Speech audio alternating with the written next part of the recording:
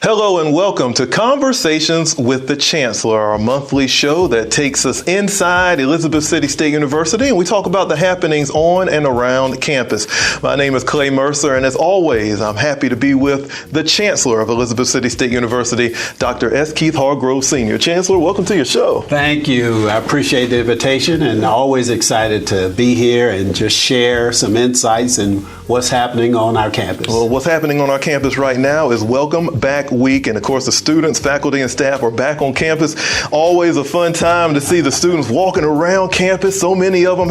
How has Welcome Back Week been for you so far? It's been great. Phenomenal week, and here we are midweek. All indications show that we will have an increase in enrollment this year based upon our freshman class, and of course our returning students as well, just by the flow of students going and moving into the residence halls.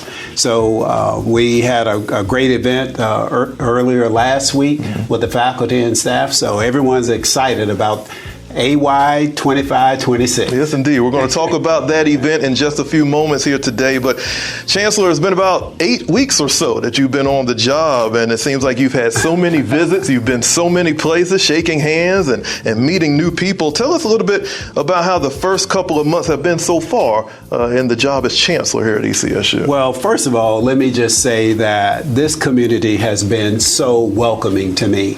Whether it's meeting the faculty and staff on this wonderful campus, also within the community, meeting with the mayor, members of the community for K-12, businesses, economics, businesses that are in the local area, in the downtown Elizabeth City.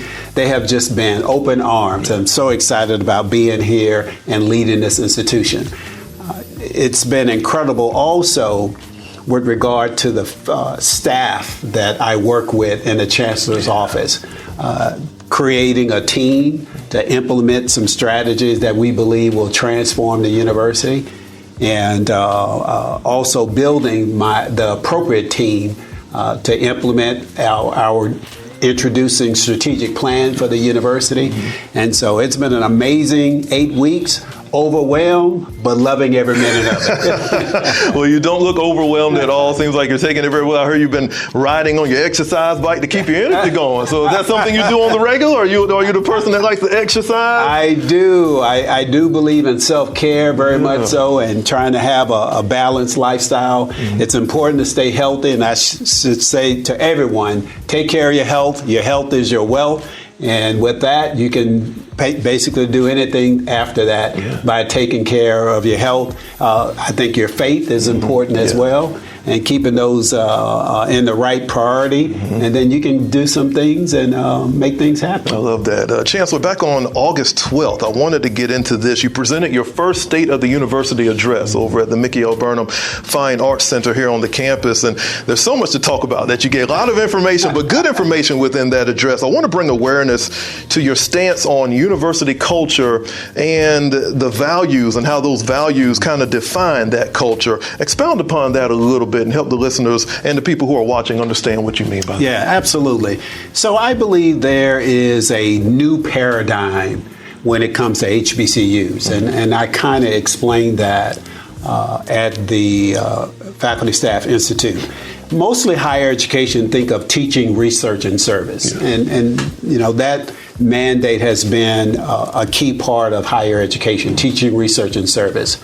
I believe there's a new paradigm for HBCUs, and I call it learning, innovation, and engagement. It's a little different than the traditional teaching, research, and service, because I believe instead of teaching, learning is an activity that, as you well know, can occur anywhere. And it's a process that's I believe that's mutual, back and forth between the instructor and the student, as well as the opportunity to learn different pedagogies anywhere, anytime, any place. So learning, I think, is a broader term instead of teaching. When it comes to research, I believe that innovation is a more appropriate term, because I think creativity can come from the arts, the social science and humanities, as well as the STEM fields, science, technology, engineering, and math, whereby applied research or research is commonly known in that particular field. And instead of service, I think the more appropriate word is engagement, whereby the university and the community are doing things that enhances the quality of life for everyone, not only just campus as well. So this new paradigm for HBCUs, I think, is more appropriate, and we have an opportunity to lead that. I also stress that everyone that is working here at ECSU is what I call an HBCU leader. Sure. And by that I mean, as an HBCU leader, you are an advocate for a shared purpose. And I kind of outline what that purpose is for ECSU, but an advocate for a shared purpose gives you the opportunity to serve and be an HBCU leader. So all of our employees, all of our faculty and staff, and even our students, I consider all of them to be HBCU leaders. And as we move the university forward, elevate it, become recognized as a top public HBCU, focus on graduation, having innovative academic programs, and good, trusted strategic partnerships. I think the future is bright for ECSU, and I'm looking forward to leading that change and that challenge for the institution. I think we all are. It's going to be a great opportunity for us to continue to grow, and that's what we want to do here at Elizabeth City State University. Family, always go to our website, ecsu.edu, to learn more about the university, the staff, and the students. All of the material is right there for you online at ecsu.edu. It's Conversations with the Chancellor. Clay Mercer here with ECSU Chancellor Dr. S. Keith Hargrove, Sr. And Chancellor, during the Faculty and Staff Institute, you also spoke a little bit about the enrollment growth here at ECSU, and we're loving the fact that the numbers are continuing to rise and people are finding out about this star here in the Northeast region of North Carolina. Student retention is a major part of making sure that those numbers continue to grow, and you spoke a little bit about that during your address. You stated that a little bit of work needs to be done in that department, as well as the 4-year graduation rates. I wanted to speak a little bit more about that, and what are the steps that ECSU can take right now in order to make sure we accomplish that goal? Yeah, so make no mistake, graduating students is priority one. Yeah. And the UNC system office lets us know that that is a priority for all 14, 15 institutions. And it's certainly priority one for us. But to impact graduation, we have to be intentional and have a strategic approach to do that. So we are about to roll out our 2025-2030 strategic plan. Okay. And it has 4 key priorities or initiatives or pillars to that. First is student success and achievement, which is focused on graduation. It's our goal to increase our 4-year graduation rate at least 5 to 10 points over the next 3 to 5 years. Secondly, implementing and deploying innovative academic programs. Most of us are aware of our amazing aviation program. It is our intent to grow that program as well. But there are other stellar programs on our campus that also have the opportunity to grow. And having those type of innovative programs does help with retention as well. And then third, I have also been advocating, and it may sound a little sappy, but creating a good or a great place to work is important. Sure. Delivering good customer service to our students, good customer service to each other, and having processes that are optimized in what we do every day. And then lastly, strategic partnerships. That's our relationship with the other local colleges, the K-12 school system. I met with the superintendent just last week, meetings with the mayor, meeting with the businesses in the area. I've been talking with the Centara Hospital. They're about to open an amazing facility. Kudos to them. And so, in addition to the Coast Guard, right down the street from us, collaboration with them as well. So those strategic partnerships are important because they also, again, help enhances the quality of life of this area. And so those three initiatives, in my judgment, all contribute to the student experience, which is ultimately graduating students. Yes. And so we have some of the most dedicated faculty at this institution, a number of staff that I just applaud what they do every day, committed to doing and serving their particular roles as HBCU leaders. And so I think we're on the cusp of doing some great things, not only increasing our enrollment, which has gone up, if I'm not mistaken, 8 consecutive years in a row. And so this will be another year of increased enrollment. And we want to keep that trend, which eventually will top out. But more importantly, graduating students enter the workforce, hopefully in the great state of North Carolina. All degree programs are aligned to specific careers, whether they are in engineering technology, pharmaceutical sciences, psychology, education, aviation. Those are the innovative programs we want to deploy, and consider some new programs as well at the graduate level as well as online. A big shout out, if you are a North Carolina resident, I believe you can take a free course, one course free from ECSU online. Very and so nice. That type of outreach, I think, is beneficial not only to the community, but to the state as well. You know, you use the word sappy, and I want to go back to this because you've said this many a times where you want this to be a great place for the faculty, staff, and students to enjoy being on campus and doing what they do, whether that's working or learning. And I agree with that. I don't think it's sappy. I think it's the right way to go. But one way to help with that is to also have great facilities for them to enjoy. And you have a beautiful dining hall here on the campus of ECSU. It's getting rave reviews from everyone. Give us your personal thoughts on what you have seen inside that facility. It is just a great experience. Well, I can relate to that because I just came back from there about 30 minutes ago, okay? And just had a wonderful lunch meal of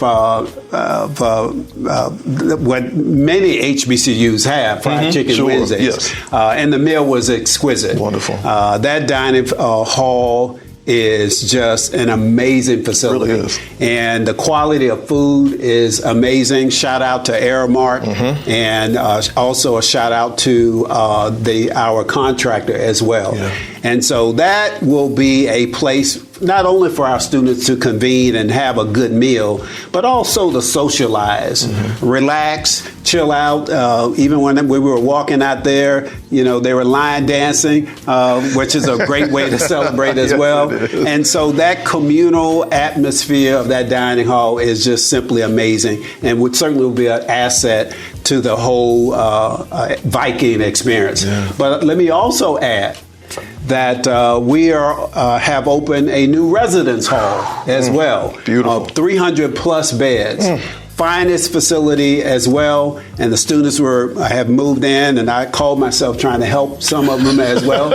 And it's an amazing facility. The students are really excited about the living arrangement, living learning community that's been designed for that facility. So, you know, those are just two of iconic infrastructure that's on campus, again, contributing to the whole student experience, which again contributes to retention.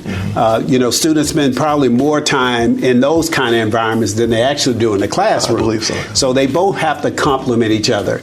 The dedicated faculty that we have, the learning that takes place in the classroom and the lab, that experience is valuable, but also what they learn, the communal environment, whether in the residence halls, in the dining hall, clubs, organizations that they are developing the key skills for the workplace is all part of the Viking experience. There's nothing like the Viking experience. Not at all. And certainly being here at ECSU is a place to do it. Well, Chancellor, you did a great job with Move In. Let me just say, Move In Week was wonderful.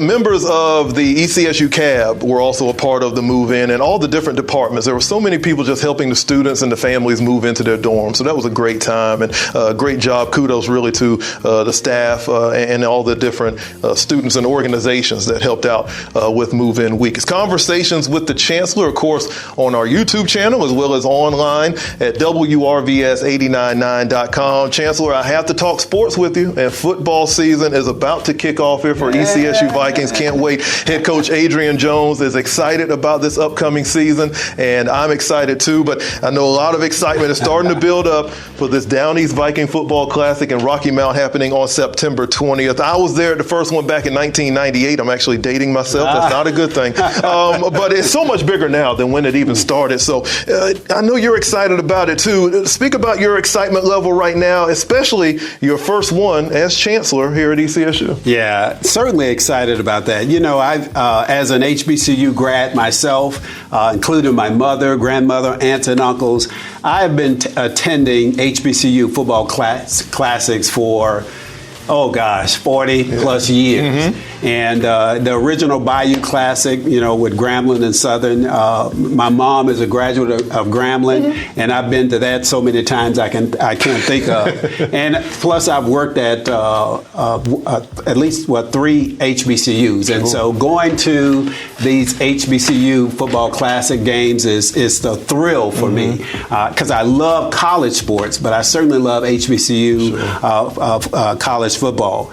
So I'm super excited about the Down East Classic. It is my first one, and so I have my own expectations, but just attending and the camaraderie of an HBCU football game is unlike any other. And, you know, certainly homecoming is the pinnacle of that experience. But, you know, all of those events are about camaraderie, the socialization that takes place, the opportunity to see these outstanding bands, irrespective of the size and the institution. So I am super excited. I've made all my arrangements. I plan to be there early and stay there late. Yes. And then hopefully, you know, we get a W out of it. That'll be very nice. But, you know, I don't focus totally on, you know, the game and winning, because I think it's more than that. I think it's more. The experience is more than that.